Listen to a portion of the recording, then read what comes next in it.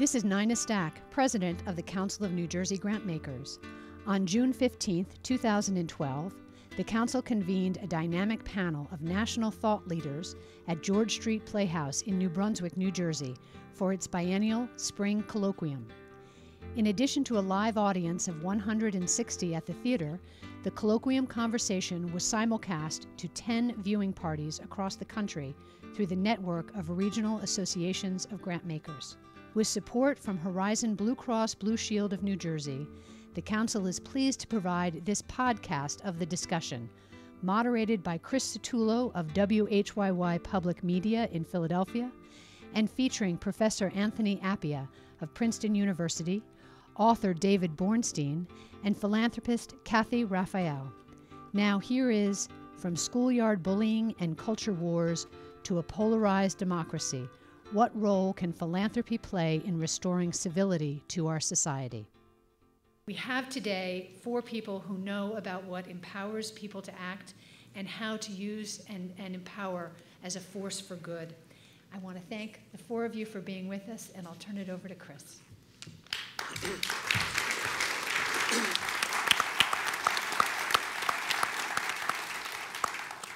Thank you, Nina, and good morning, everyone. It's great to be here with you.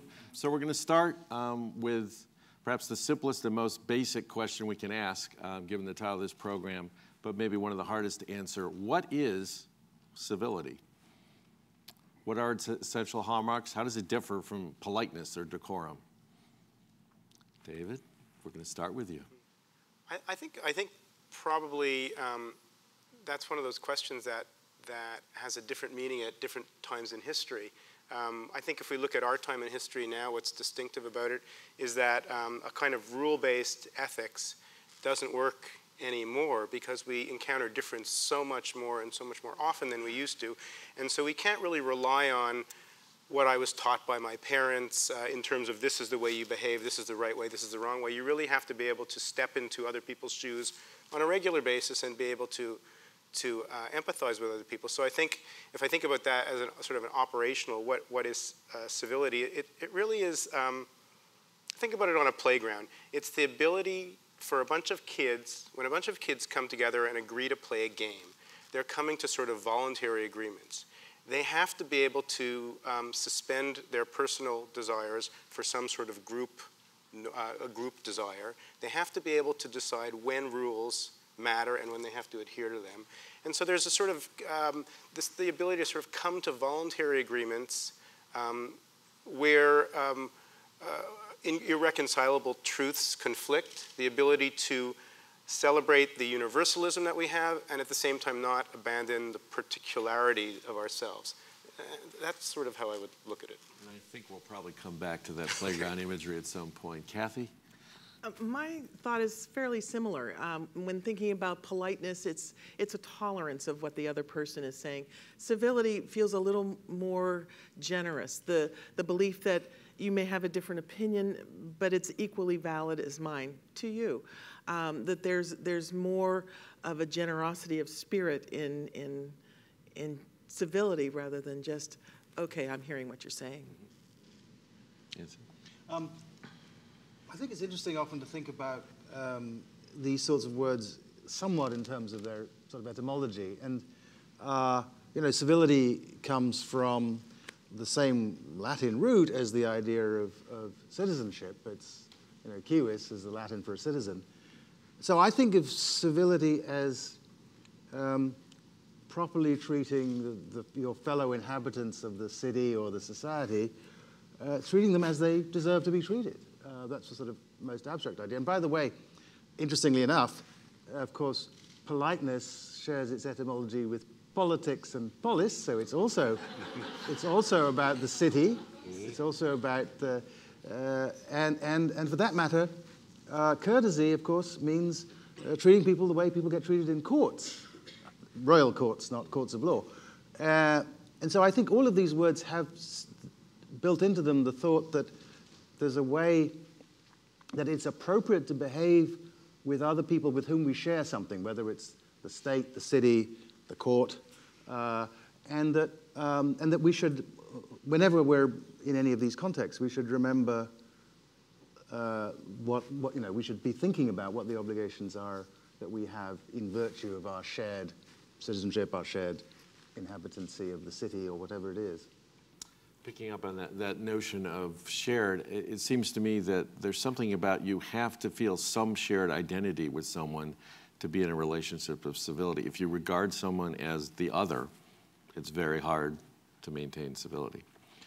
There's an old, again, philosophical tradition of distinguishing between civility on the one hand and hospitality on the other. Mm-hmm. Hospitality is a relationship with strangers. Mm-hmm. Mm-hmm. Civility has built into it the sense that we're both something or other.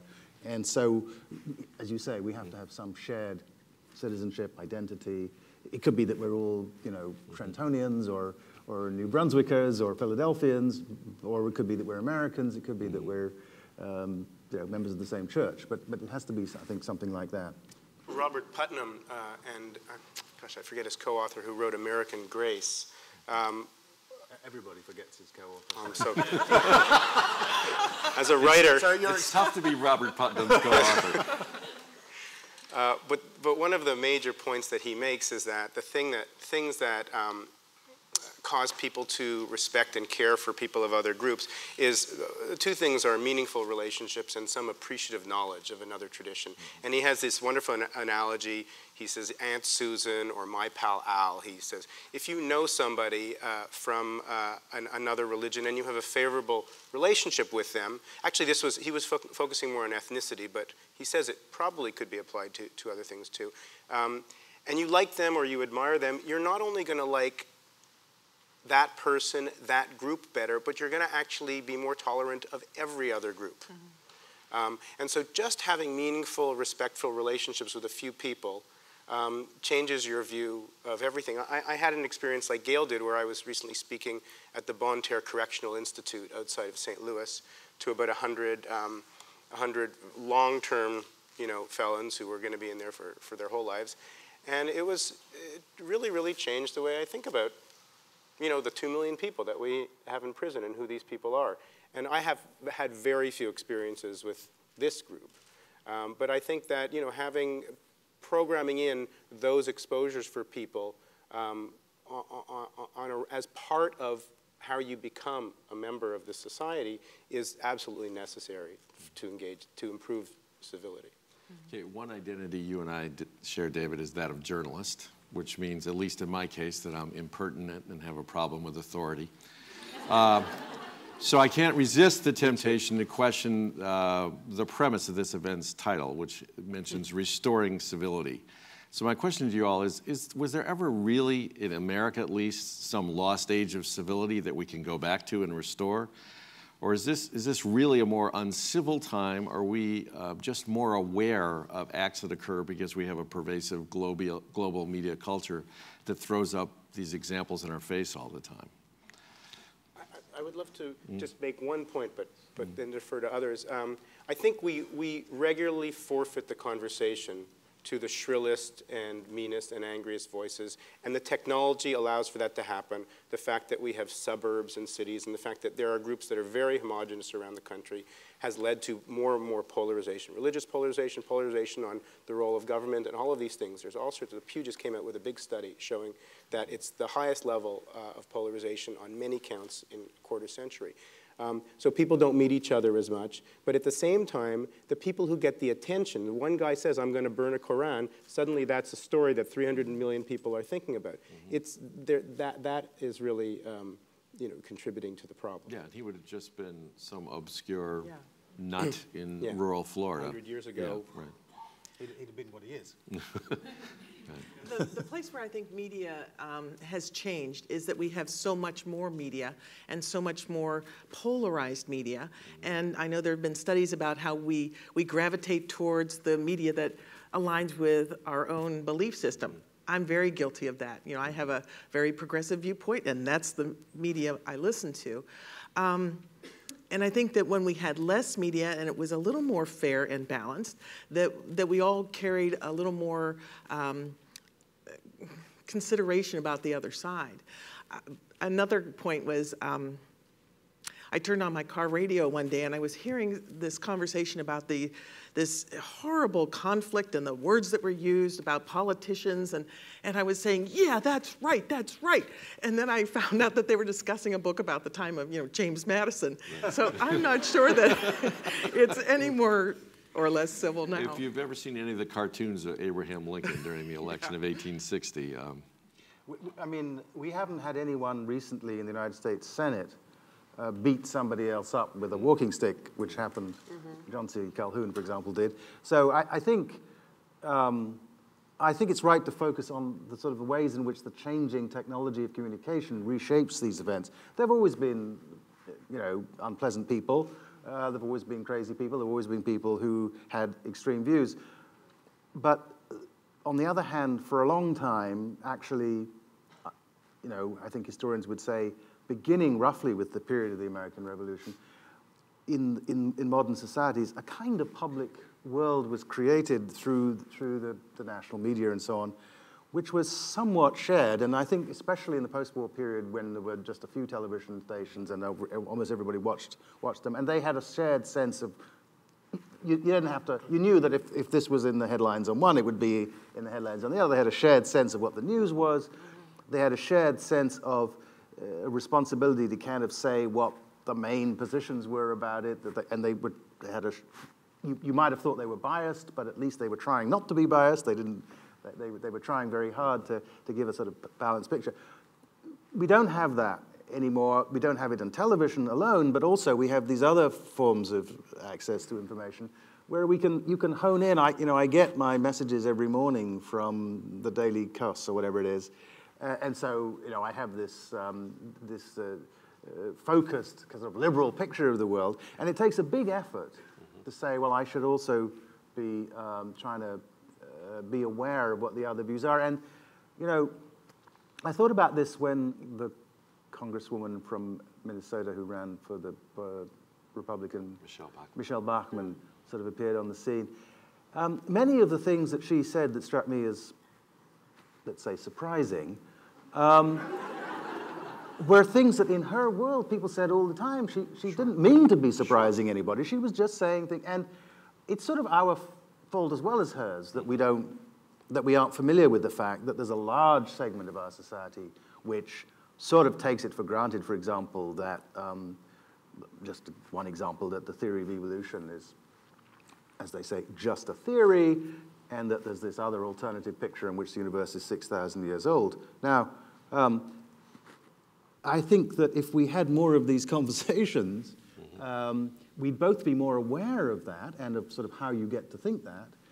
And also probably there'd be fewer people who thought it, actually, because it's isolating yourself off from the people who have the other view is, in the end, something that makes it easier for false views, and this is true among liberals just as much as among conservatives, for false views to survive, because what my great hero John Stuart Mill argued was that it's only when you have the thoughtful, respectful clash of conflicting views that you have the best chance of finding out what the truth is. I want to hear what people who disagree with me think, mostly for my own sake, because otherwise I'm going to be drifting off, away from reality. And I think that there's a real challenge, and I think it's something that we need to teach in schools, and I think it's something we need to try and practice, which is to hold on to the sense that it's important that there be a common conversation. And the only way to do that is by exposing yourself to things that you don't like. Speaking of Michelle Bachmann, a little while ago, I risked airing a commentary in which I took one thing that she'd said, which is that if you're a committed Christian, that should clearly and obviously and inevitably drive your political views, and said that I completely agreed with that, and that she was exactly right. And the responses I got tell you about the distance we have. The people were shocked that anybody on an NPR station would say something. And I agree with you, by the way, on that one. I mean, it seems to me it's a crazy view that if you think that the God of the universe, the creator of everything, holds a certain view, and that view is relevant to politics, how on earth could you possibly set it aside? Right. I think this idea that the public sphere should be kind of isolated from anything. I mean, I want to know what my fellow citizens think about everything. Some of them have views that start from places that I couldn't imagine starting, but I want to know those things. I think we should hear these things. I think we should have more vigorous debate about those sorts of issues rather than trying to exclude them from the public sphere, to say that view is so ridiculous that we're not going to discuss it. No, if a significant group of my fellow citizens hold a view, civility, that is, responding to them in the way that it's appropriate to respond to your fellow citizens, requires me to try and understand what the view is and why they hold it. So civility definitely does not mean steering clear of every possible area of conflict and conversation. David, you want to jump in? Yeah, I mean, I wrote this article that in the Times that was published just 2 days ago about this organization called the Interfaith Youth Corps that does excellent work. They train students around the country to be interfaith leaders, to pull together students across their campuses and across their communities for an interfaith dialogue that's involved with service that leads to positive relationships after this. And they've done this now. It's almost more of a science than an art now. They've figured out, we know how to do this, we know how to train young people to do this, we know how the conversation has to be structured. You have to begin with a shared value. In other words, let's talk about compassion. What does Islam say about compassion? What does Christianity say about compassion? What does Judaism say about compassion? Let's talk about that. Talk about faith in a very, very personal way, not in a way where you're arguing about the teachings, the theological teachings. And then you have to embody that in service. Now, if they do that, by the end of this process, people have developed strong relationships with each other. They like each other, and they feel better about, other faiths. So this is now systematically demonstrated on 106 campuses. They're spreading it to 1,500. You think it's really good. We're hugely polarized in faith. Faith is, if you say grace, you are probably going to vote Republican. It wasn't that way when Kennedy ran for president. When Kennedy ran for president, he got the overwhelming Catholic vote. When Kerry ran for president, it was totally split. It was a very, very big difference in 40 years in terms of who you vote for. So the comments came into the New York Times, and I thought, we're going to have a good battle between all these different religious groups. It wasn't. It was all these people writing in saying people who are religious are idiots. Lots and lots of atheists, secularists saying religion is bunk, anybody who can't look out, And it was extraordinarily condescending and intolerant towards the idea of faith, which is a somewhat silly attitude to have in a country where 80% of people say they believe in God, but nevertheless. So I was very, very surprised at how much the divide between the secularists and the religious people is really animating incivility in this country. I think it's deeper than we think, and we have, like Anthony's saying, we have to talk about it. We have to talk about faith. No, yeah, go ahead. I was going to say I do believe in conversation, and I've learned a lot from relatives of mine who have a very different faith base. I draw the line, and I'm very concerned about when that translates into legislation, which has been happening more and more often, as many women may be aware. I think that there is a time and place to acknowledge that we have differences, but that we really need to find a common denominator to have conversations with. I was very intrigued by an organization that's happening in Wisconsin called Reach Out Wisconsin. It was started by a couple in Madison who realized after Scott Walker was elected that they didn't know anybody who wasn't a liberal. And they put it out there to the Republican whoever's. Was there another couple that might like to have a common conversation and get together? And they started off and were meeting and decided that maybe this was a good thing. Nobody came to blows. It was getting to know the other. And it's now expanded to about 30 or 40 people who are involved in having conversations.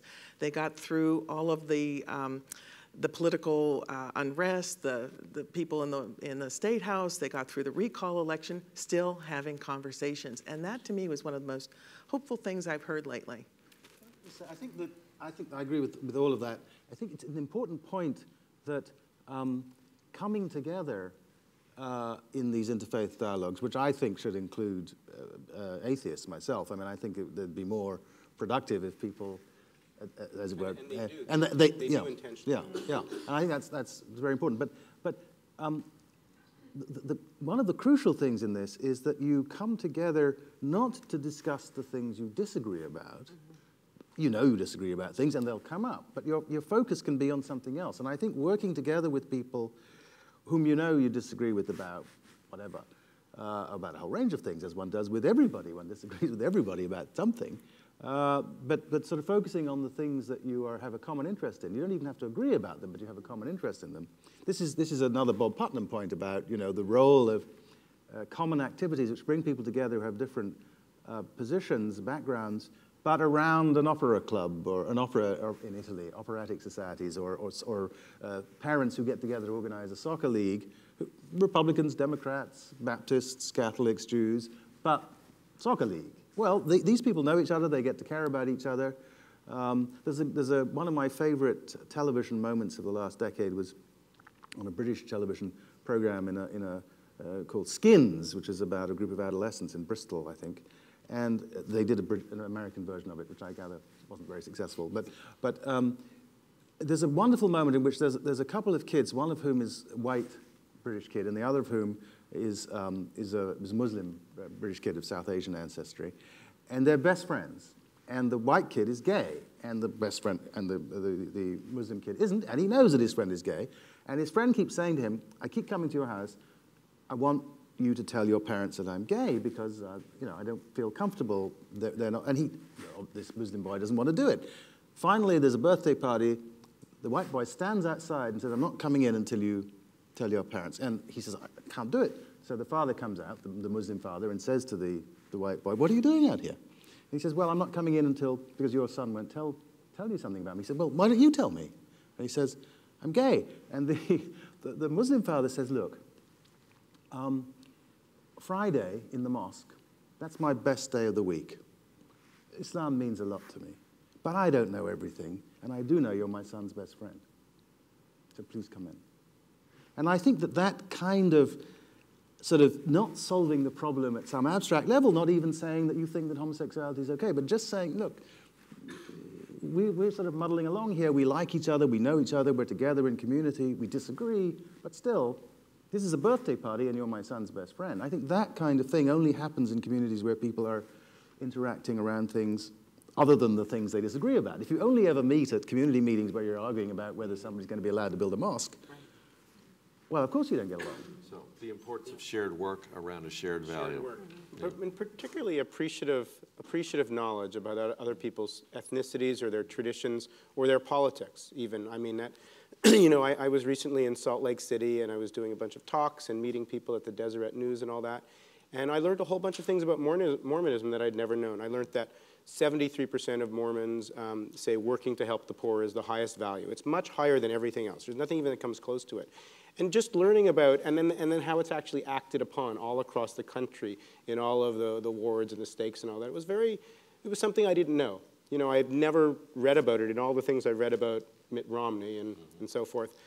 So I came away with a very different sense. Nothing about dogs on the roof. So. Nothing about dogs on the roof. Exactly. Exactly. Right. I love impertinent journalists. So we've talked about the evidence you get from media, from flipping through cable channels, from looking at internet discussion boards, and that news can be somewhat depressing. But what about the news from your own life, sort of as ground level? As you go through daily life, does it feel to you that there's been any erosion of civility? Or if you weren't even carrying the framing from, oh, politics is terrible and we all hate each other in a daily life, is that affecting your view? Or, just in terms of the way people treat each other in your workplace, in your lives, in your neighborhoods, where are we? How are we doing on civility at ground level? My sense is that I have a bunch of friends who have different politics than me. We can't talk about it. It's really, really hard. But it is important, A, that they're still your friends. You don't talk about politics, but they're your friends. And B, I think that, just to respond directly to your question, I not only do I live on a campus where people are mostly, as far as I can tell, extremely civil to others. They're certainly extremely civil to me. I try to be civil to them. But I spend a lot of time traveling around going to campuses. And again, it seems to me that the world is full of places where people are busily working, not just on lots of projects, but also working to live together, to think about what it is to be responsible citizens of their local community, but also, since I talk a lot about world citizenship, to be citizens of the world. And I think there's a lot of good stuff out there. It's just that, as everybody knows, people being nice to each other doesn't make headlines, and perhaps it isn't very interesting. But it's extremely important that there's a background of getting along, rubbing along that we have in our communities. I mean, I have most of my family that doesn't live in this country because I didn't grow up here, and I have 3 sisters, and they live in 3 different countries, and they're always very surprised when I tell them how helpful people are in New York City. It just strikes me that New York City is full of helpful people. You ask someone how to get somewhere, they don't look at you as, unless they're a cop. They don't. In only some neighborhoods. Well, all right. Memo to Mayor Bloomberg. But there are large neighborhoods. There are large parts. I agree there are dangerous parts. Parts of the city where people are sort of unhappy in various ways. But in much of the city, people are perfectly nice to each other all the time in routine ways. It's not even a very dangerous place. So I think it is important to sort of cheer ourselves up from time to time with the reminder that though we can't talk, I agree, it's very hard. I admit to having Republican friends. I think I don't have many, most of my Republican friends, I'm afraid, there are sort of roughly speaking, two kinds of Republicans, right? There's the ones who are really focused on the social issues and the ones who are really focused on the economic issues. I tend to know the ones who are really focused on the economic issues. They tend to be somewhat on my side on the social issues, so I don't know a lot of people with whom I disagree about the basic structure of the social issues who think that we should abandon abortion rights or lock up all the gay people or whatever.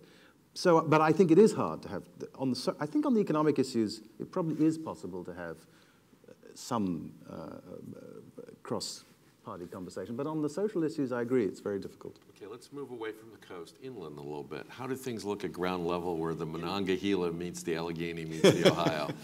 Well, I'm in agreement. Pittsburgh is a struggling city, but it's a city that seems, from my perspective, to be very civil. We're not as diverse as we would like, and there are a number of organizations who are hoping to help bring more people, diverse people into Pittsburgh for the jobs that may or may not exist. There's a new campaign I just learned about called the Dignity and Respect Campaign, and they have this little folder that tells you things you can do to promote dignity and respect, and I thought, well, this is really cool. And then I thought, this is really sad that we need to have instructions.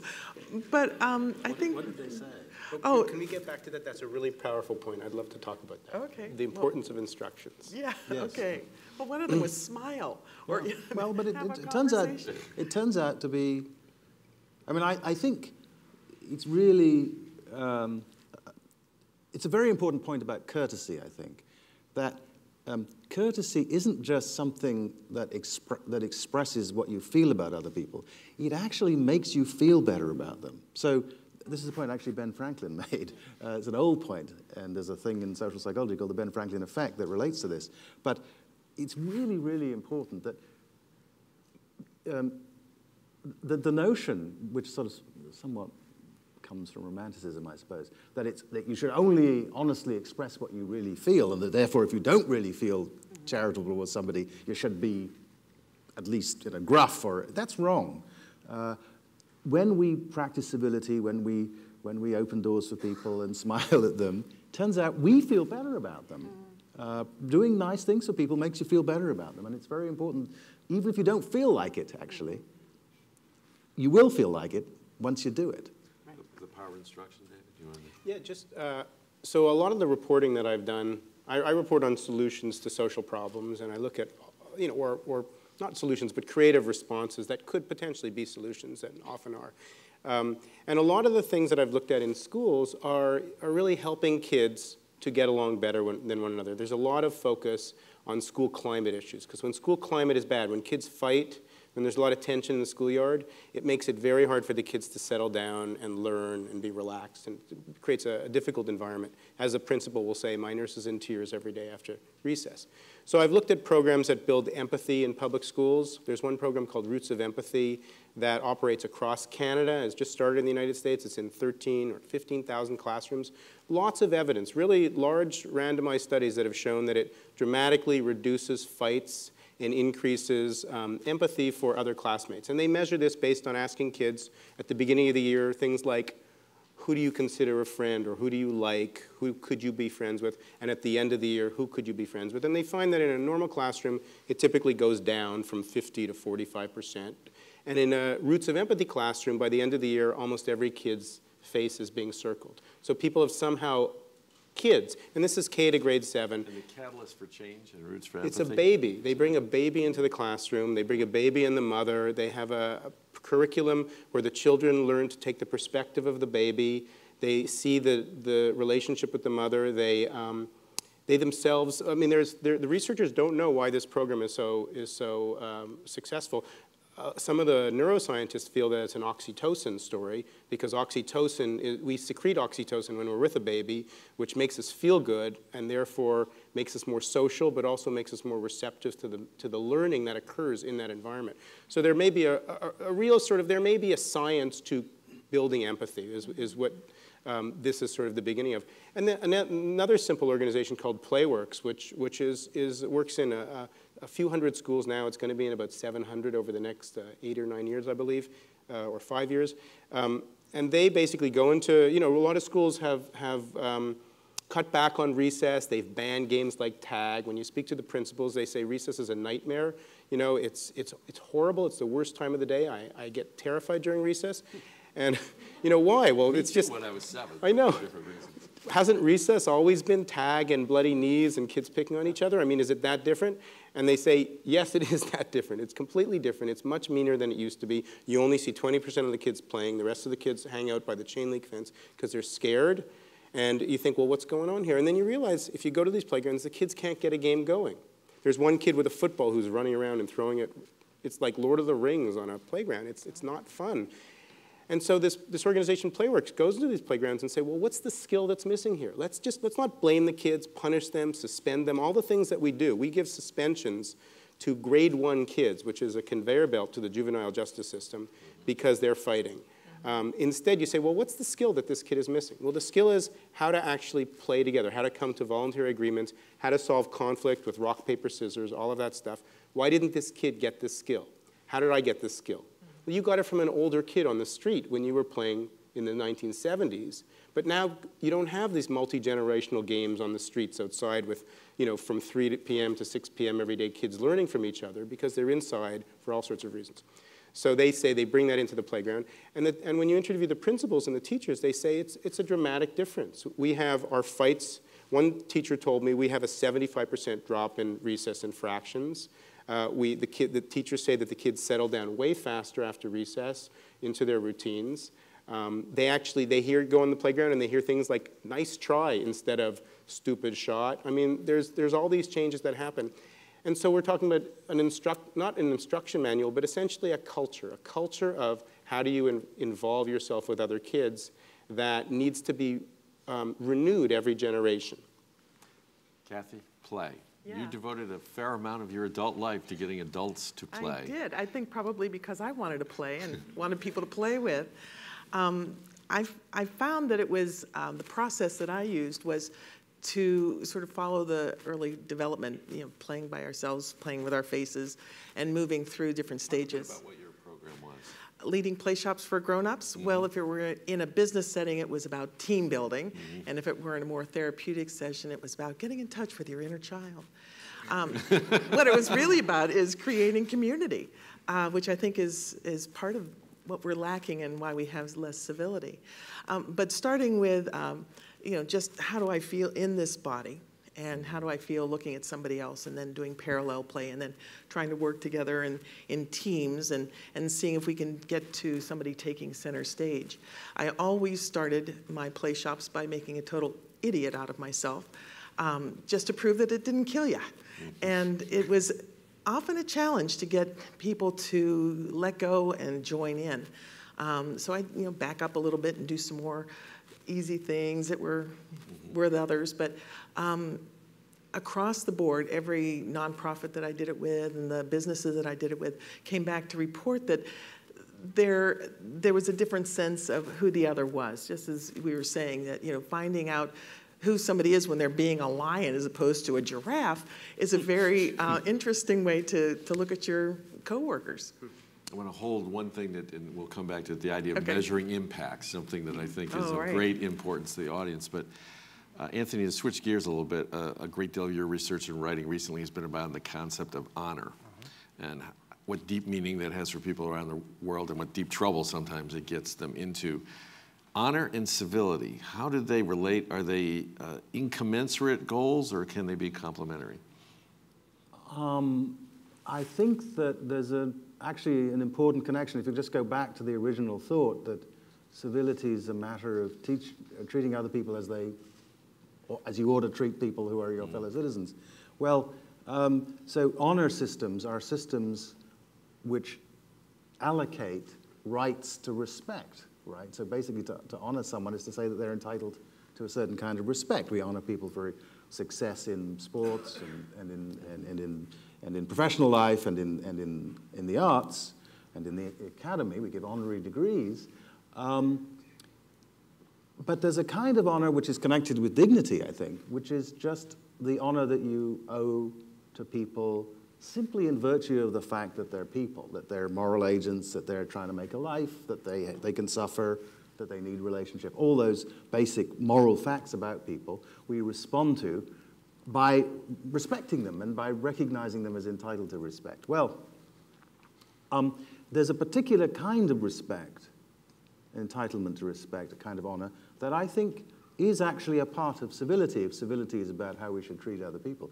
And that's the honor we should grant to those who are playing their social part, who are making their fair contribution, as it were. A lot of what we do, a lot of what works in social life depends upon people doing things that don't give them any immediate reward. My vote doesn't get me the candidate I want, because it's just one vote. And in no election does it turn on my vote. I'm never the last vote for a candidate. So, but it's tremendously important that people do vote for all kinds of reasons that we could discuss, but I think nobody in this room is going to disagree that voting is kind of important. And so we owe respect to the people who do it. We should, when you learn that somebody you know has voted, you should say, thank you, well done. And you should, so I think that there are many other things, of course, that we depend upon other people doing in social life, all the forms of sort of social action, which are not purely instrumental, not purely directed at making my own life better. And again, I think we should do more honoring of the people who make all that work. And people really like being honored. We are deeply respect-sensitive creatures. Being treated respectfully, being treated as someone who deserves the respect of your peers because you've done these things, is one of the great rewards. It's a great deal more powerful than money in many contexts, which is the other great reward system that we have. And it's cheaper. And it depends on all of us, right? That is, it's not just my respecting you, it's the respect of your peers, your community. All of us are contributing to sustaining the people who do the good things, because all of us look at them in that way, or speak to them in that way that shows that we honor them, that we hold them as entitled to respect. So I think that it's a very important part of the social fabric, and I think we need to, and we can encourage it. I mean,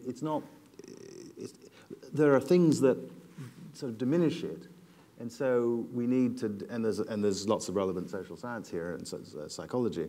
I think there are lots of things we need to do in order to bring young people up to realize the importance of these things, to be responsive to them, and to do the thing that all of us do, whether we behave in particularly spectacular ways or not. We all can contribute by esteeming, by honoring the people who are doing these important kinds of social work. And as I say, it's actually, we all know this, you do something that's sort of, pro-social, there's this great reward you get when you see in the eyes of others, they don't say thank you, but you can see a kind of thank you in their eyes. Right, quick plug, Anthony and I were discussing this backstage for an idea a colleague of mine had a few years ago, wrote a book about voting, which is the idea of the first vote and making that essentially an adolescent or young adult rite of passage that would be celebrated the way a bar mitzvah or a commencement or anything, that you would have first vote parties and the family would get together and make a fuss every time somebody voted. So that's an idea of waiting for a grant, if anybody and as you said, and as your colleague said, it can extend out into the world. I mean, restaurants could sort of have celebrations of this kind. Idea. I mean, like the Interfaith Youth Corps that I mentioned earlier, a lot of what they do is they help show people to one another at their best selves so that you can honor people. One of the places where incivility manifests itself most in our society that we often forget about is on sports fields. Mm-hmm. And by the way, it's often the parents, not the kids themselves. Yeah. It's the adults who have 8-year-olds playing soccer. I know I had this experience in Scarsdale 2 weeks ago, and it was really hard to handle. So there's this wonderful organization that I've written about, and I think it's just doing tremendous work. It's called the Positive Coaching Alliance, and they train coaches around the United States. They've trained tens of thousands, hundreds of thousands of coaches in this methodology of what positive coaching is. But it basically boils down to honor. It's about understanding that there's 3 things to honor. You honor yourself in the way you play, you honor your teammates and your opponents, and you honor the game itself.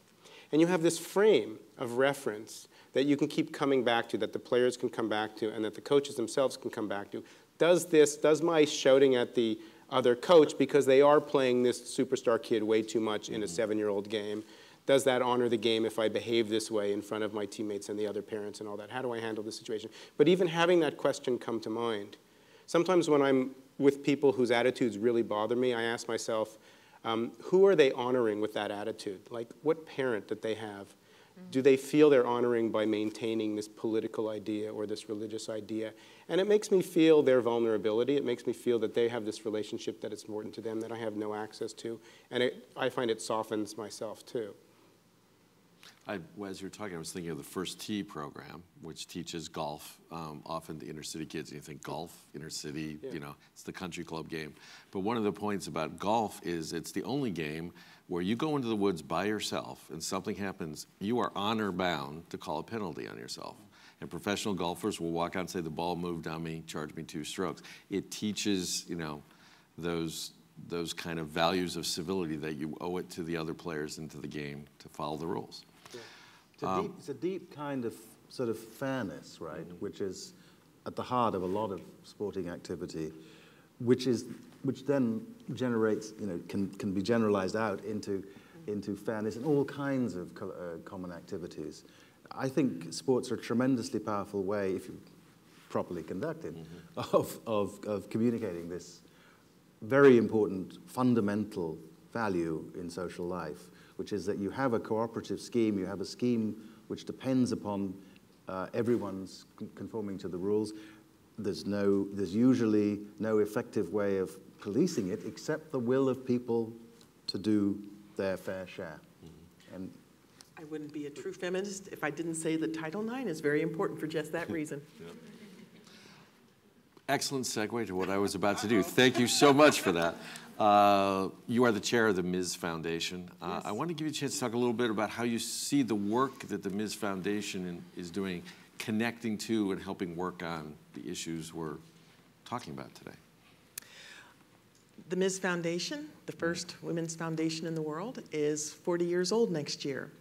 And I think that I can truly say that some of the issues we're dealing with today have been around for 40 years, and it is an uphill battle. We, at the board level, do not talk about civility so much as we talk about what are our next steps. We've had a shift over the years in helping our grantees who really lay out the problems for us and help us tell us the solutions. And we've been giving more support in their communication efforts and also in their policy and advocacy work. This year, for the first time, we've just hired a new VP of Policy and Advocacy so that we can carry on their work on a national level. So I think that could be considered our response to incivility and the issues that we're dealing with. I think we represent a lot of women in this country for the issues around child care, early childhood sexual abuse, and the opportunities for full, complete women's health care.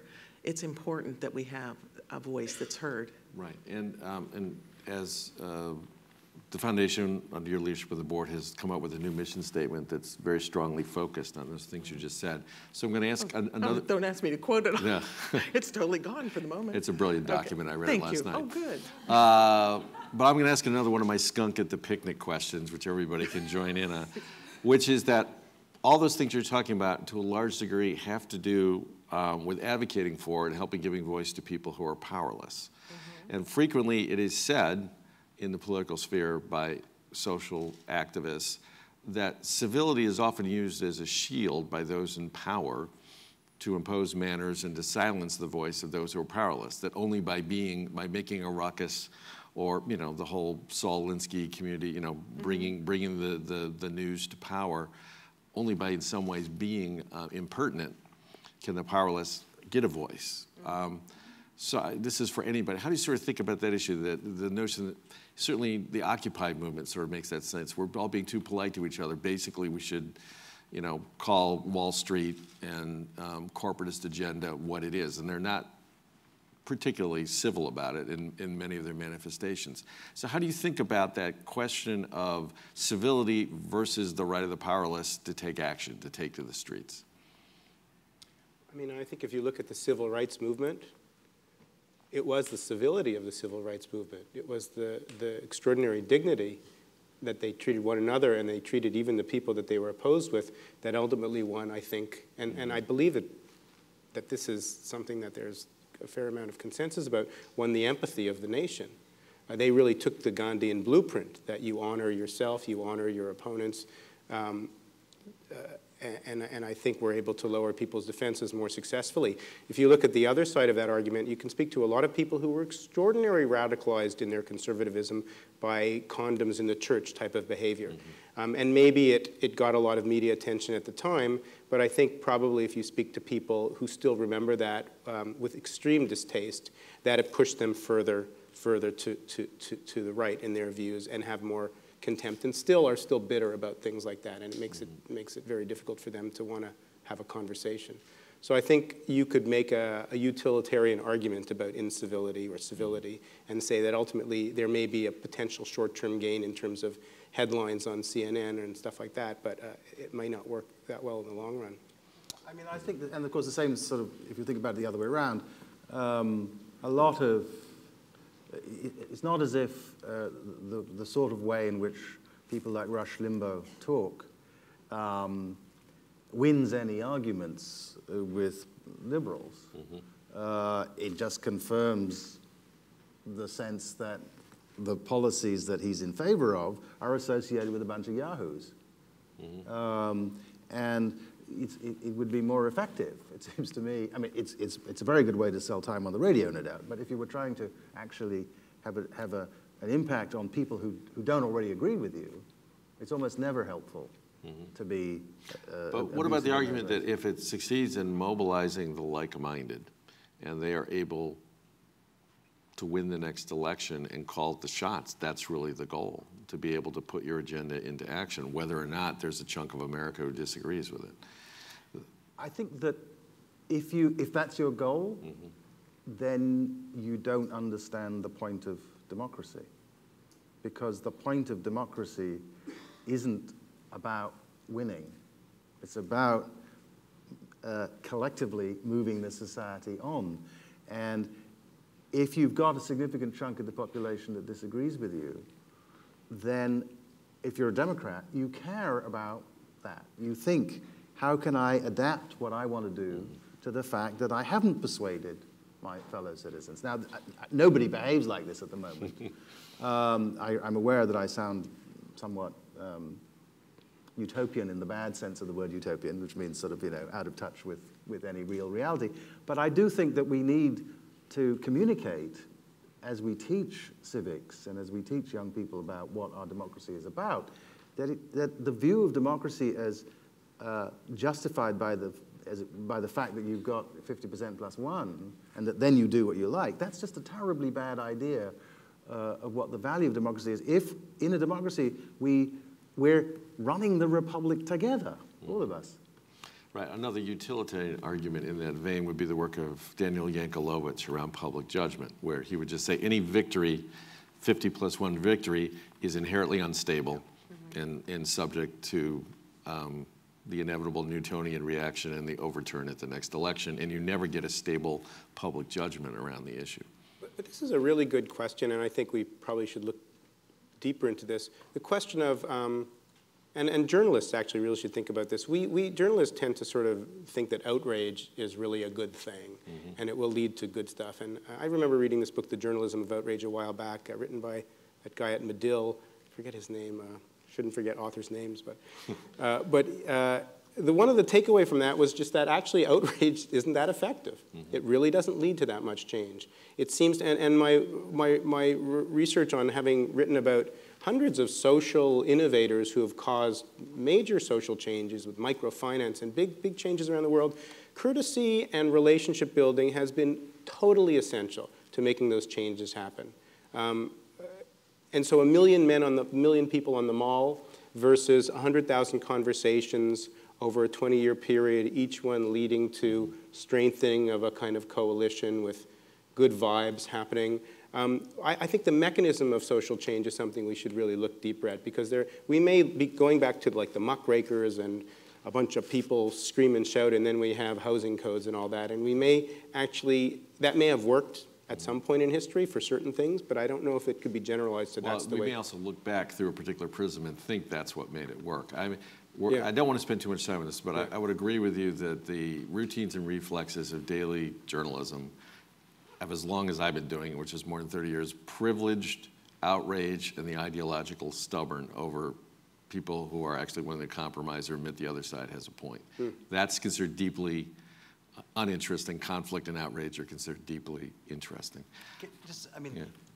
It's a crucial difficulty with our current political system that uncompromising behavior is what gets you elected, but compromising behavior is what is involved in governing. This is a point that Amy Gutman and Dennis Thompson just made in the book about this topic. So we need to figure out a way to deal with that fact. And I don't have any proposals because I think it's a very hard problem. But the fact is that, especially because of the way these things are covered now, you need to be uncivil, essentially, to win. And then you can't govern if you're uncivil. And the embedded rhetoric of political coverage is that to be uncompromising and outraged is to be principled. It's called principle. And anybody who tries to compromise is a flip-flopper or a waffler. Sorry, please. I was just going to say that I find it very encouraging that people both on the left and on the right think that Citizen United is really a disadvantage to our democracy. So that's someplace I can agree. But going back a little bit, I'm concerned about the frustration that many young people have with the idea of voting into a system that is so dysfunctional, and they're pulling back from even bothering, because I do believe in voting and I do believe it's important. But when I talk to my son and some of his peers, it's like, well, what's the point? And I see that also in what's happened in Egypt, where. And when he says that to you, what do you tell him is the point? Well, I get a little hysterical. Of course, there's a point. I talk about what the alternative is. If you don't participate, then you have no right to make any comment on what happens. And I have a lot to say about what happens. So. All right, we do have a room full of and an audience full of grant makers and the people who love them, nonprofits. So I want to ask a question that gets particularly to this notion of what can philanthropy do to restore civility. Okay, somebody comes to you, you're a grant maker, somebody comes to you, they have a great idea, they read, the fixes column, and they want to do a local application of this great program that's going to decrease bullying, restore civility, bring peace and harmony to the political sphere, you name it. The question the funder has to ask is, how will I know whether my money was well spent? The nature of philanthropy right now is measurable outcomes and impacts. With a topic as elusive as civility, how do you measure impact? Well, so if you look at, just to take a very specific example, if you look at a school environment or a play environment or a sports environment, there's lots of social science about measuring the quality of relationships, the number of relationships. So there is quite a whole, I was at a conference where there were 50 researchers in a room all debating the best ways to measure empathy and civility in schools. So there's a whole discipline about that. There's what the Interfaith Youth Corps is doing on campuses is they have specific specific surveys that have been designed by evaluation firms to look at the kinds of things that the social science says are very strong proxies for civility, like appreciative knowledge, willingness to have relationships with the number of relationships you have with the different types of relationships. Those things tend to correlate quite well. One of the things that Robert Putnam shows clearly is that diversity left alone produces fragmentation. It doesn't lead to tolerance. Diversity in and of itself will lead to less altruism, less trust, less cooperation, unless you actually make a concerted effort to build cross-cutting bridges. So now that we live in this society that's becoming more diverse, every developed country is becoming way more diverse. As 25 years from now, it'll just be more. We have to say, well, from the philanthropy point of view, we need to have programs that can consciously build cross-cutting leaders on campuses, in civic associations, at the level of the municipality, at the level of.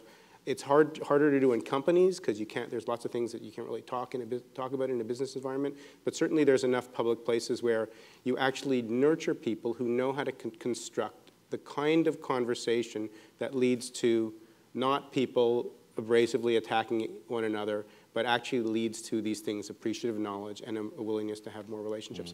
It's not easy. But it's not like rocket science either. It's doable, and it's been replicated in many places, and we could produce more. I completely agree with this, and I think there are lots of measures now that we can use. One thing that social science has produced over the last 50 years is a detailed understanding of the tools that you can bring to bear, the formal tools that you can bring to bear to evaluate attitudes and the success of various kinds of social endeavors. But the big question, of course, the thing that has us all exercise in the first place, which is how to make our society, our democracy work better. The point of producing all these other things that we're trying to measure is that we hope that if we get all those other things improved, this big thing will improve. Well, I think that we'll see. You don't need measures. If we actually over the next decade can produce, and I think timescale is important here. Of course, one's very impatient, and one would like these things to be solved now. I'd like proper health care to survive. Right, I'd like it to be done next week, or rather, not undone next week. But in the long run, what really works, the big revolutions happen. They take a generation. They have to be done patiently and slowly. We can measure increases in empathy and so on, and they're worth measuring and so on. But in the end, the real test is going to be, if we put our resources into doing these things, if we develop our society in these ways, will it be the case 20 years from now that we have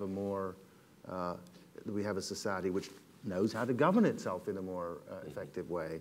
I don't think anybody, wherever you are on the political spectrum, you can't be happy with the ways in which we're failing to face up to all kinds of problems.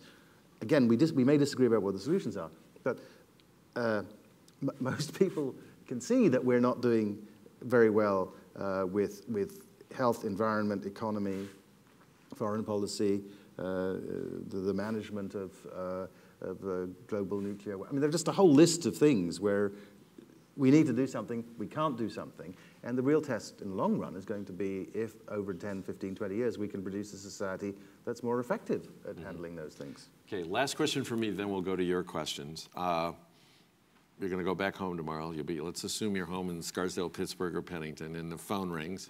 Manhattan. It was in Scarsdale. Oh, you're in Scarsdale. It wouldn't have happened in Manhattan. All right, bad guess on my part. You know what happens when you assume. Phone rings, and it's President Obama on the phone, and he is calling to ask you, he's appointing you America's new czar of civility. And roll the ironies of that around in your mind, the czar of civility. So you're going to start work next week. You got 1 week to figure out what would be your first action or your first deed in office to set the tone and expectations for the new czar of civility for the United States of America. David, you have a light shining in your eyes. You have an idea. I always feel like social change happens through, primarily through bright spots. People become aware of possibilities. They see things that are happening that they didn't know were happening, and they're like, oh my goodness, you can do that? So I would immediately say, what are the 50 best examples across the United States of places where people are doing this stuff, it's working, it's happening in different kinds of communities, different kinds of settings, and I would shine a spotlight on them, kind of like my State of the Union address, and the person gets up, just like so-and-so sitting next to Michelle Obama. You give people examples. I think we learn primarily through stories and examples, so I would tell lots of stories of the people renewing American civility. This is what they look like. They look just like you. Some of them are 70-year-old lawyers. Some of them are 8-year-old kids. And look at this. Look what we have to work with. We have extraordinary resources. Why are we listening to talk radio? Why are we paying attention to the crazy people who are doing intolerant things and letting them infect our minds when we have all of these stories?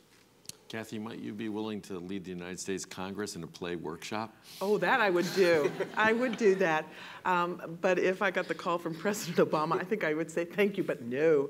Call David. I like your answer. I'm a Canadian, by the way, but I'm going to be naturalized, so if you have any contacts.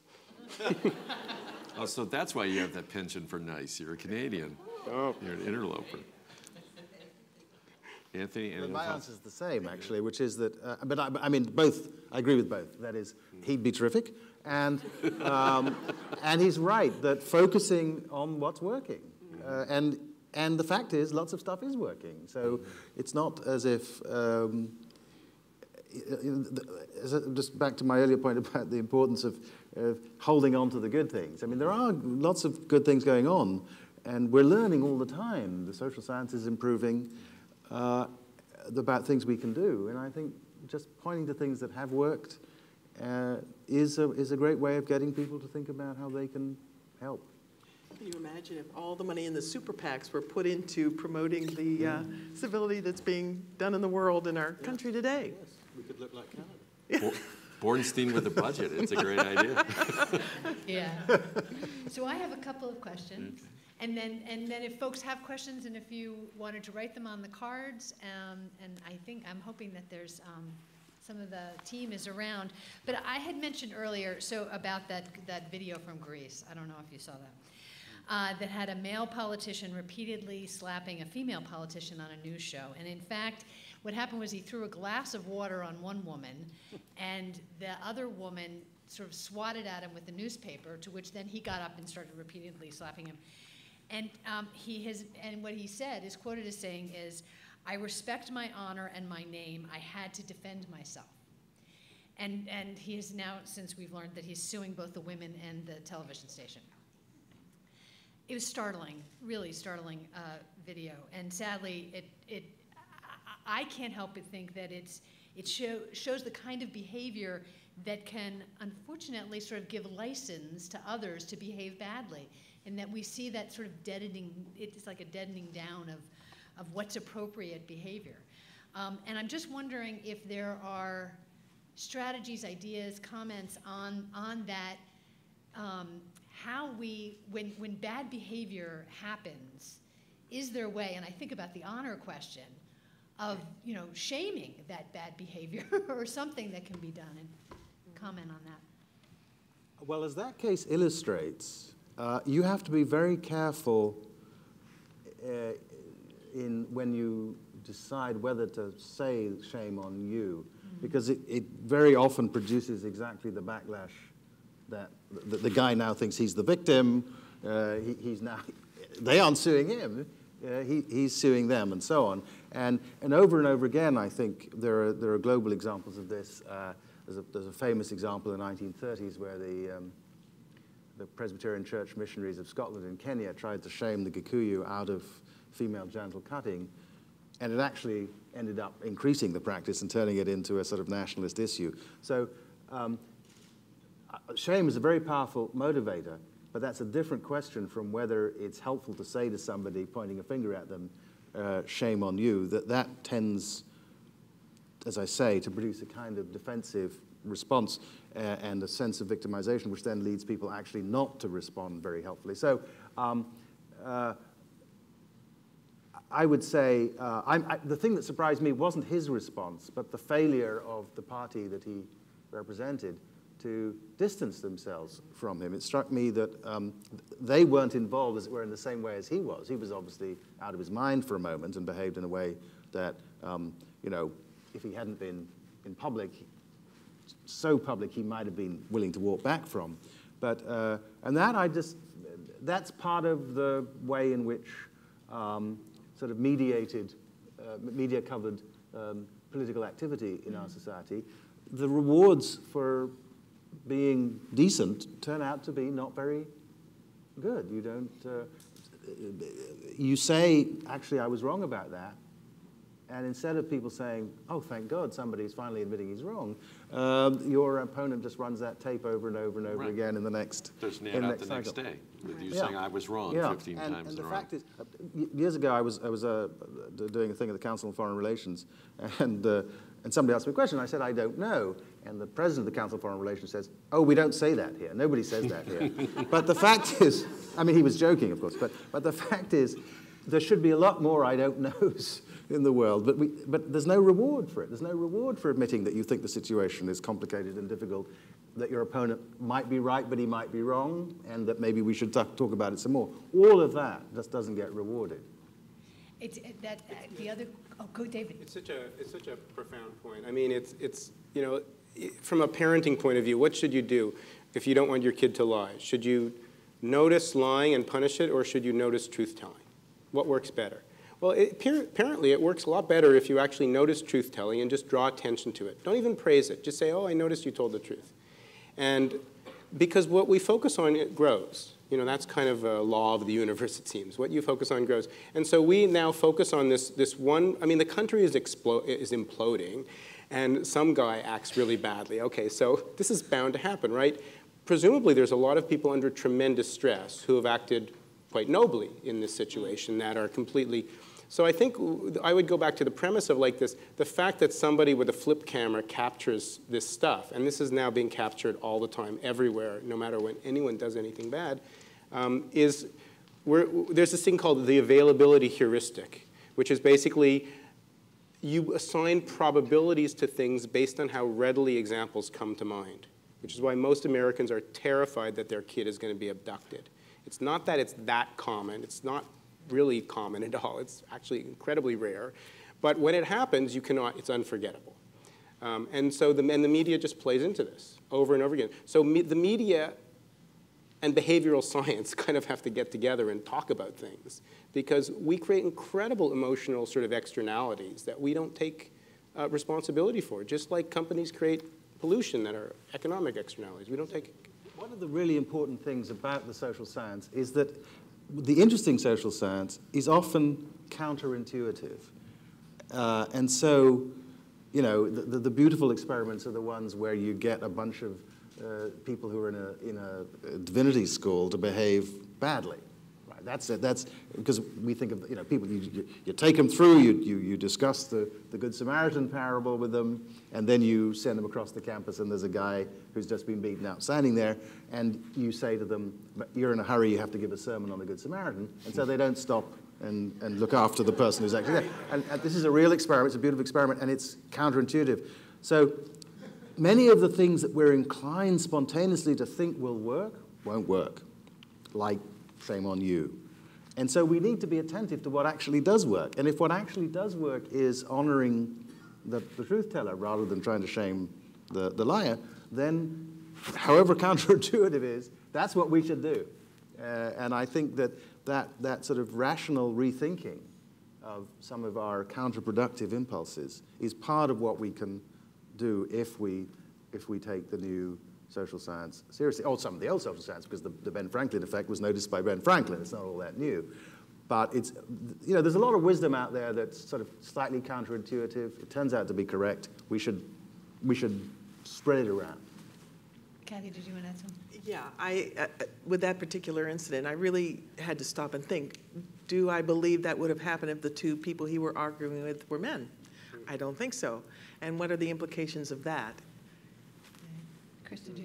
Yeah, if I might jump out of moderate. One thing that I just want to mention, what you said about people rarely saying, I don't know, struck me. In the civic dialogue work that I've done for years around Philadelphia, around the country, when we bring people to talk together about policy issues, two of the most effective questions that we ask, or questions that people are never asked normally in the political sphere, is what is it about your own position that bothers you?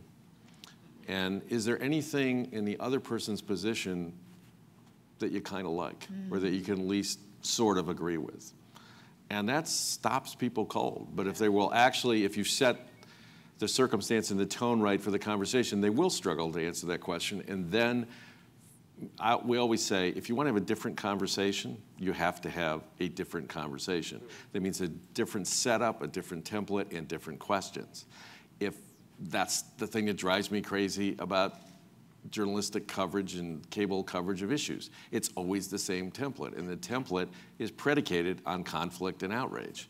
So you're going to get conflict and outrage. There's this extraordinary research, like Ellen Langer is one of the researchers at Harvard who's shown that if you change questions, and if you ask how could questions, like here's a really explosive one, not should abortion be legal, but how could we reduce unwanted pregnancies? If you just shift the question to that, you can actually have a conversation about the latter question. Most people actually agree with the goals that are assumed in the second question, and then they could say, well, Europe has 1/7 the number. What are they doing? I mean, you could look at things. How does the Carrera program work in New York, which is one of the most successful? You could get into stuff, but we frame them as you have to respond by defending your position, and there's a clash of swords, rather than the conditional framing of how could questions. The single most effective technique we've discovered is this question. It's not even a question. Tell us a story. Tell us about a time when. On abortion, we asked the question, tell us about a time when someone you knew was considering having an abortion. What did you do and how did it turn out? And it's a completely, and by the time people had told us those stories, and people told us amazingly honest, wrenching stories about that, we were able to put together something, and this was in the Inquirer, that was the best portrait of how America thought about abortion that I'd ever been part of doing. It had nothing to do with a poll. And this was at the moment when the partial birth abortion controversy was raging. But instead of asking people pro and con, where you just get playback of what they've heard, in the media, we asked them a question that enabled them to tell a story and enabled them to think. Did you get a less polarized reaction from the absolutely. Public? Absolutely. One thing that the lesson here, I think, is a lesson for education, which is that it's incredibly important to do exercises of the following sort in say, in high school. What do you think about such and such? Okay, now your job is to make the best case for the other side. You've told me what your view is. And just practicing, people want to do well in these projects, so they want to make the best case for the others. They want actually to seem to have managed it. And then having in your head the best arguments for the other side just makes it easier to talk to the people. It doesn't switch you to the other side, but it makes it easier to talk to the people on the other side, because you actually have some sense of what their position actually is. And we don't do a lot of that. We don't often say to people, explain to me what you think the opponent's argument is. Did you really hear what they said? And I think once you have heard what they said, it's just hard not to feel a little bit closer to them, even if you don't end up agreeing. So it's interesting. There are actually a couple of questions that relate to what civility as it relates to class and socioeconomic and education, and looking for some comments. So where does it fit in there? How does it work? Where the differences are? Talk about it. It's interesting. There are a few of those. So.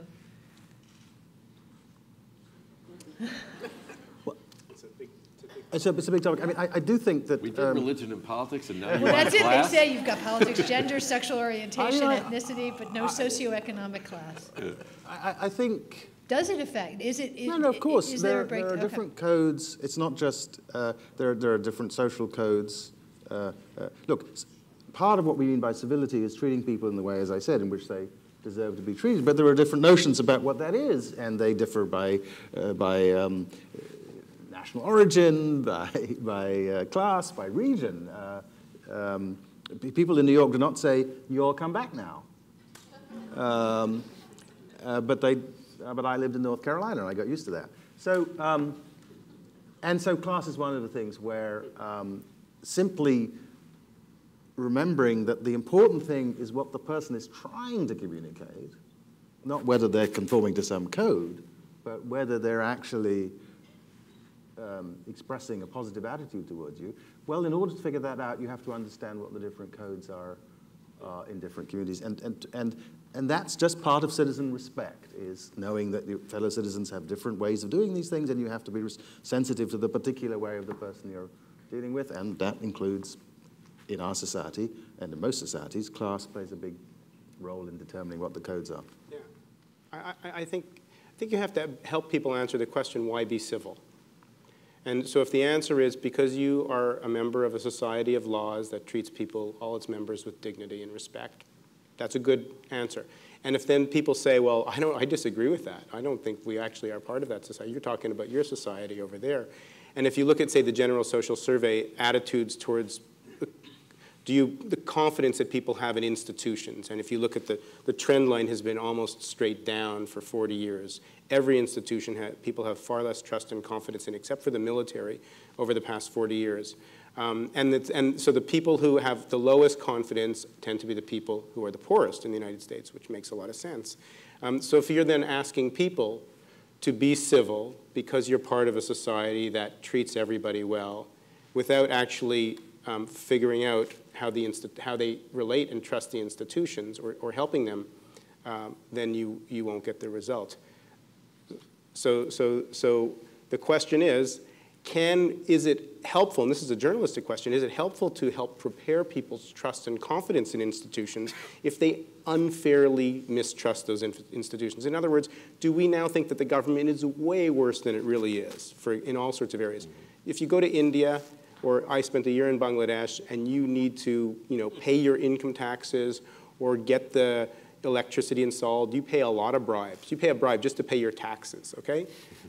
It's really, you come back to the United States and you're like, this is the greatest government in the world, So how we think about our institutions is influenced by the media. There's a really important point in there, I think. I mean, there are many important points, but one of them is that we, in all this sort of anti-government fervor, people forget how incredibly effective, for example, the governments of the United States at the various levels are in maintaining a transportation system that's hugely effective. Every so often on the street outside my house in Pennington, somebody repaves it. And that means my car works better. That's the government. We have a terrific high school in Pennington. That's the government. And when people are complaining all the time about the government and focusing on the bad things about the government, I think it's important to remind them that there are places in the world where the government's really bad, and where you have to.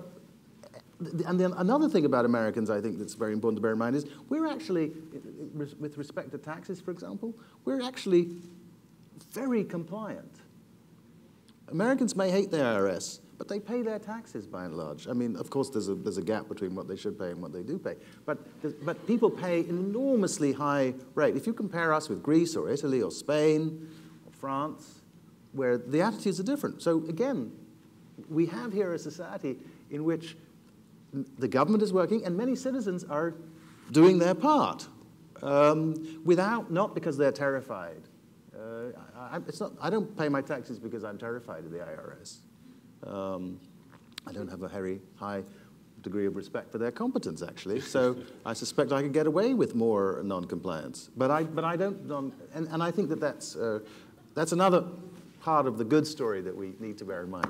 I have had better customer service from the IRS than my phone and cable companies. Yes. By far.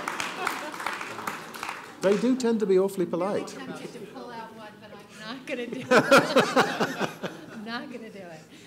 But what you're talking about ties nicely with one of the questions that we've got, which is a concern about the impact of the lack of civil discourse on people wanting to enter public service. That, and even outside of the political arena. I was a former state employee for over 10 years. And so what about those folks who are in the trenches, who are our neighbors, but are also doing the work that we need to get done, or paving those roads and doing that work, but then they're caught in this as well. So I wonder just what comment on that. I'm typical, it turns out, of Americans in that I think that Congress is terrible, but I love my congressman. And there are... Well, heck, he's a rocket scientist. My congressman is indeed the only rocket scientist in Congress, the only PhD in physics in Congress. But the point is, there are a lot of terrific people in the Congress, and what makes them behave badly isn't that they're bad people. It's a dysfunctional context. It's not dysfunctional people. A lot of these people are there because they really want to do public service. They have some big thing that they want to, set of things that they care about, that they think should happen. I don't agree with all of their agendas, but it's not like they aren't genuinely public-spirited people. I think, so, of course, it is true that the incentives to participate in public life are not very high. And if you see what happens when you get nominated to a national commission or something, you see the forms you have to fill in, and the kind of background assumption, which is that you're trying to get, these are jobs for which there's no money, you're not being paid by the government, you still have to fill in this stuff, you have to be investigated by the FBI and so on. The idea is that you get treated like a criminal, basically. So I think there are a lot of barriers to entry, and nevertheless, I want to point out that there are a lot of terrific people, both elected and in other forms of public service. And so, if I could pick up on Anthony's point, I was an editorial page editor for 15 years, so I had something that politicians wanted, an endorsement. So I sat there and burrowed in and questioned hundreds of politicians, and you're exactly right, a lot of them are people who generally entered politics for public service, but once you win, which is one of the great ego boosts a human being can have, you want to win again, and you don't want to lose, because that's one of the worst ego experiences a human being can have, so you play the game. Yeah. And the game is deeply dysfunctional and corrupting, and they know it, but the only way to get out of the game is to stop being in public service. Yeah. So it's a classic trap. I will say that I think over the 15 years I did it, more and more of the new candidates who came before me were hollow people and ideologues than when I started. But I also learned that there are people, here's a congressman who is probably a nightmare for the Ms. Foundation agenda, Chris Smith, okay?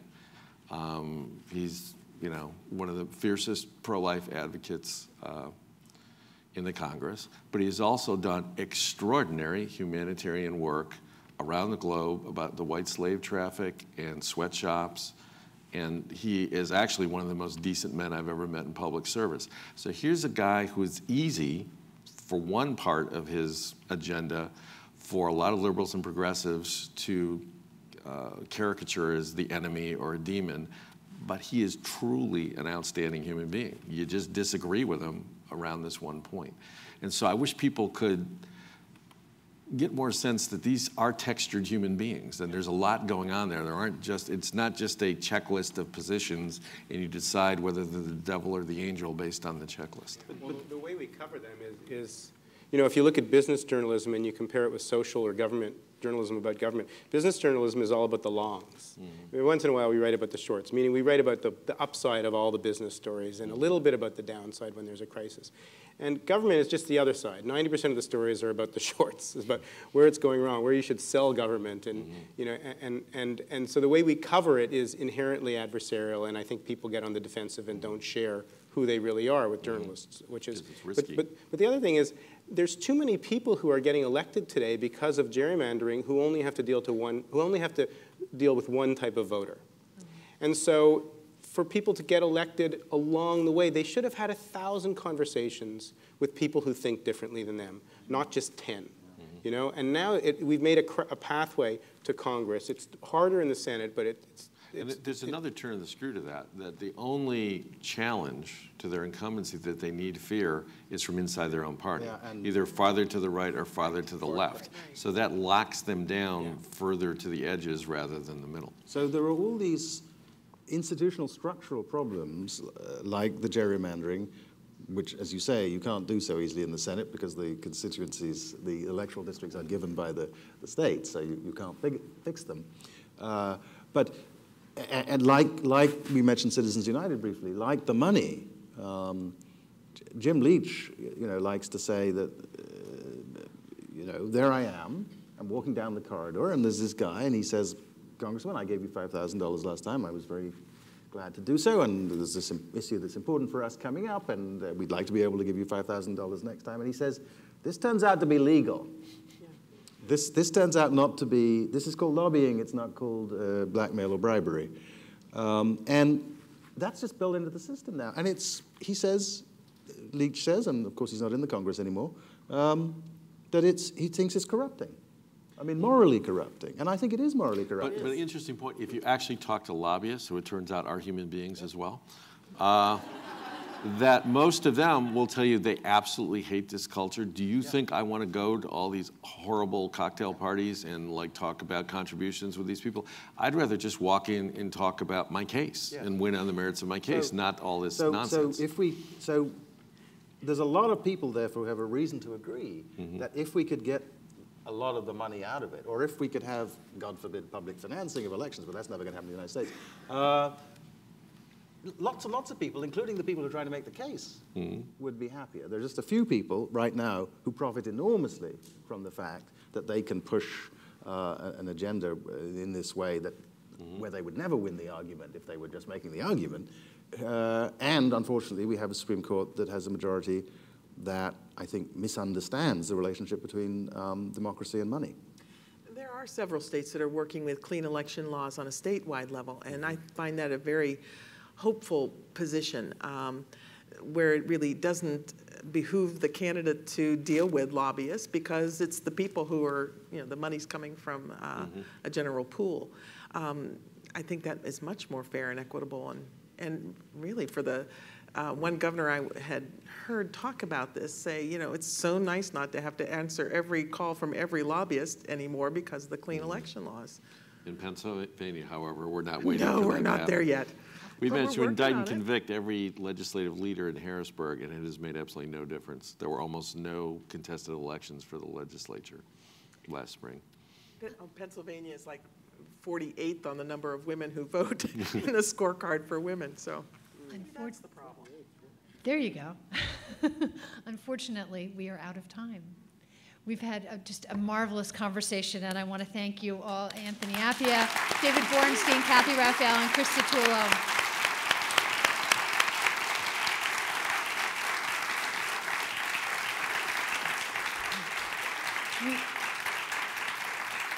We have, as gifts for each of you, catalogs from one of New Jersey's great treasures, Grounds for Sculpture. It's a magnificent outdoor sculpture park that's just outside Trenton in Hamilton, New Jersey.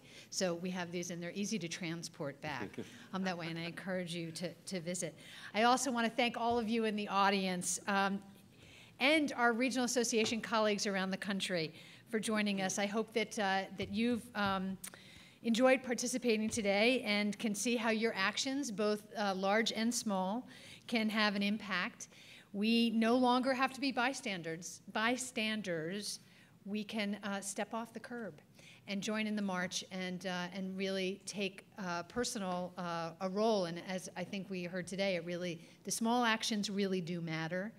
I want to thank our sponsors, PSEG, Citi, Horizon, Blue Cross Blue Shield of New Jersey, Provident Bank Foundation, Subaru, as well as the Robert Wood Johnson Foundation, who also provided your support. It was all essential to getting us here today.